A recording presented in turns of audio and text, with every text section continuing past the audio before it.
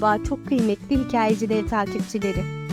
Bugün sizlerle Köyceğiz'den başlayıp İzkuzu plajına, Sultaniye kaplıcalarına ve kaplumbağaların doğal yaşam alanına kadar uzanan çok keyifli bir tekne turu deneyimimizi anlatacağız. Bu tur boyunca hem gölde hem denizde yüzme şansı yakalayacağız, hem tarihi hem doğal güzellikler göreceğiz. Peki bu tekne turu kişi başı kaç lira diye merak ediyorsanız, sürprizi bozmamak için fiyatı videonun sonunda açıklayacağız. O yüzden sonuna kadar bizimle kalın.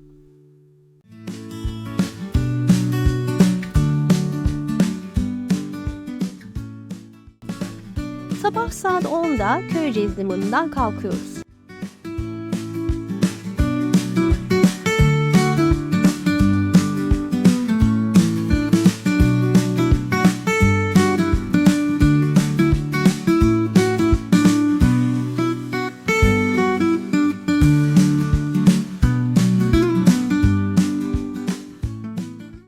Tekne gölde süzülürken çevredeki çam ormanları ve gölün dinginliği insanı hemen tatil moduna sokuyor.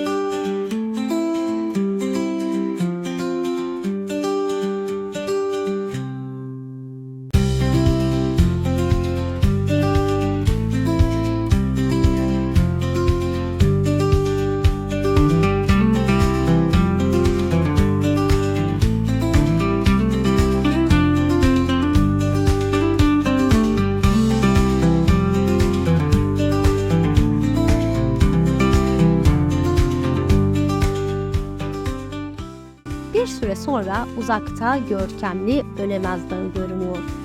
Bölge halkı bu dağla ilgili birçok efsane anlatıyor. En çok bilinen rivayet kavuşamayan iki aşığın hikayesi. Aşkları o kadar güçlüymüş ki ölüm bile onları ayıramamış. Bu yüzden dağa Ölemez adı verilmiş. Bir başka efsaneye göre ise bir ermişin duasıyla bu dağ hep canlı kalmış. Hatta Yılmaz Erdoğan'ın İnci Taneleri dizisinde bile bu dağdan bahseden özel bir sahne vardı. İşte Ölemez Dağı. Ne? Ünlü şifacı Lokman Hekim buraya gelmiş ve manzaraya bakıp demiş ki insan kendisi istese bile burada ölemez. O gün bugün şu karşıdaki dağın adı da Ölemez Dağı'dır. İyi bari biz yırttık o zaman. Tekneyle ilerlerken bu dağı görmek insana o sahneyi hatırlatıyor.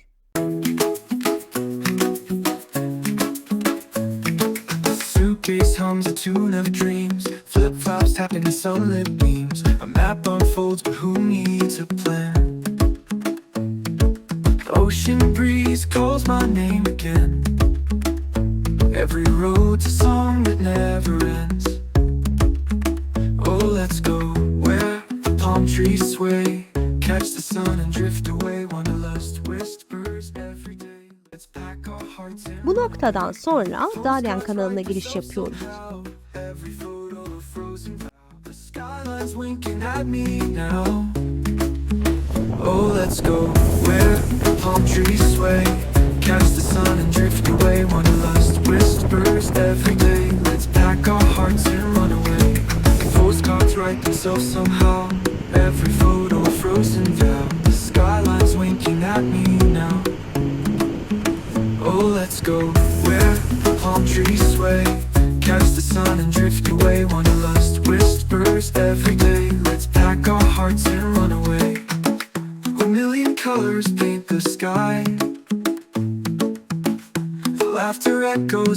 flies by. We'll write our story as we try to live the dream and not ask why.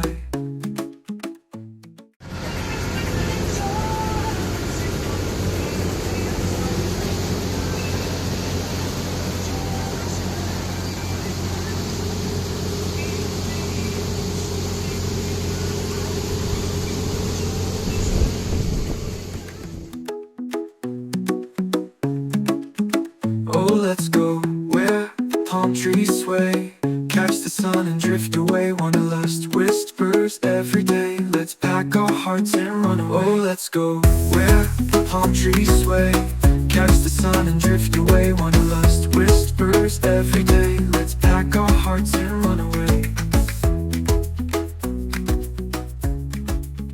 Run away.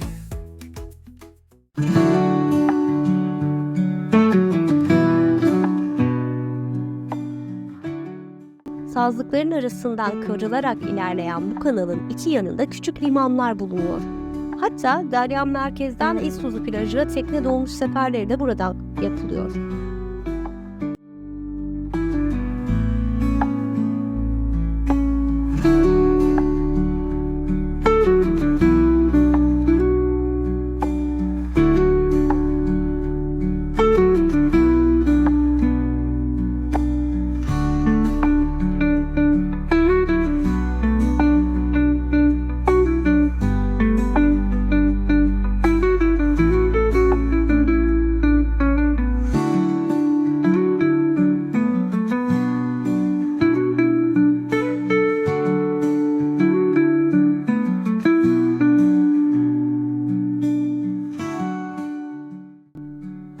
Kanalda ilerlerken Kaunos antik kentinin kalıntılarını görüyoruz.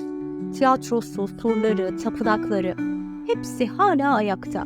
Deniz zamanla çekildiği için bugün gölün kıyısında kalmış. Ve tabii Kaunos kaya mezarları.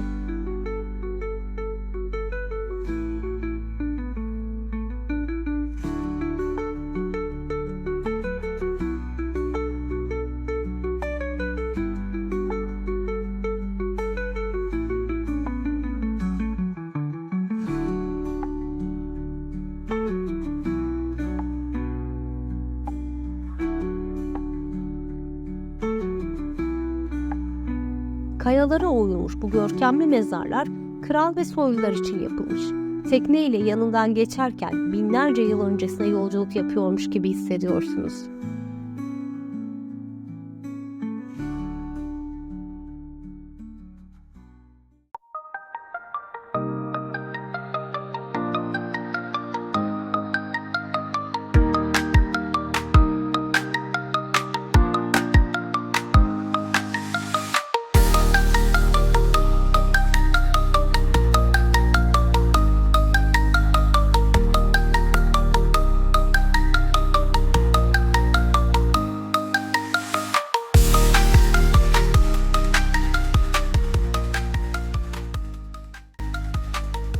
Yaklaşık 2 saatlik yolculuktan sonra saat 12 gibi İztuzu plajına varıyoruz.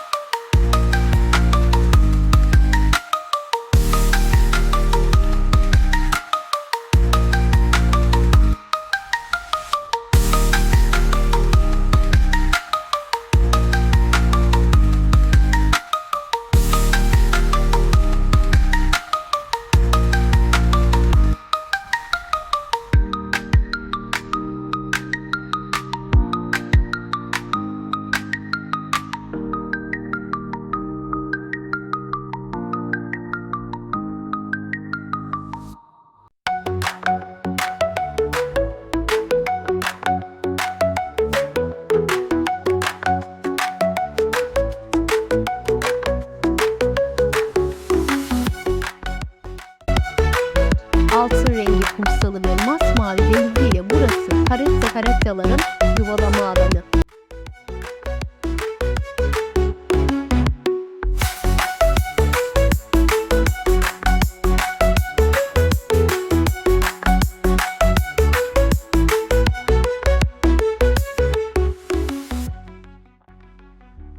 Burada doyasıya yüzüp serinliyoruz.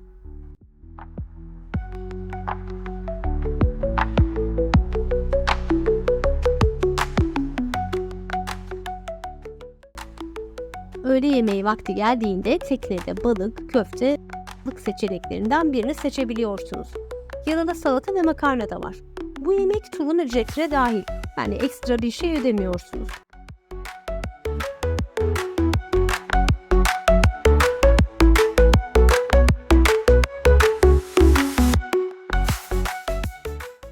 Yemekten sonra bir süre daha denize girip keyif yapıyoruz.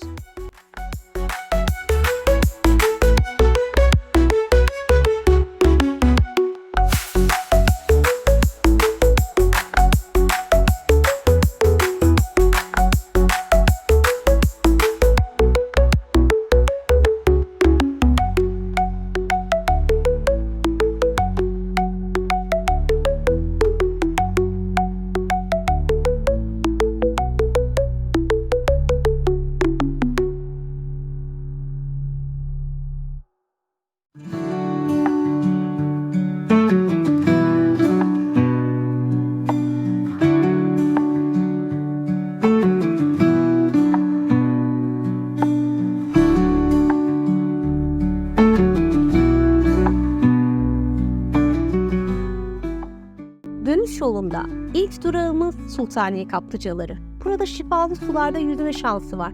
Ayrıca çamur banyosu yapabiliyorsunuz.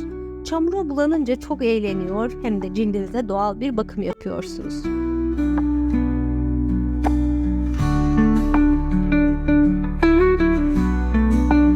Oradan ayrıldıktan sonra gölün yaklaşık 15 metre derinliğe sahip bir koyuna uğruyoruz. Burası aynı zamanda kaplumbağaların doğal yaşam alanı. Burada gölün serin sularına bir kez daha girip günü tamamlıyoruz.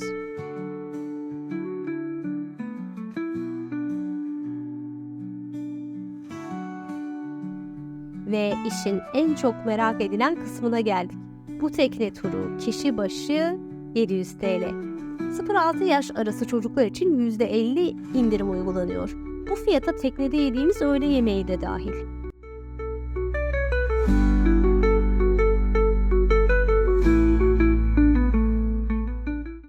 Saat 19'a doğru Köyceğiz Limanı'na geri dönüyoruz. Gün batımının gölün üzerine vurduğu o manzarayla tur sona eriyor. Gerçekten hem tarih hem doğa hem eğlencenin bir arada olduğu harika bir deneyimdi. Eğer bir gün yolunuz Köyceğiz'e düşerse bu tekne turuna mutlaka katılın derim.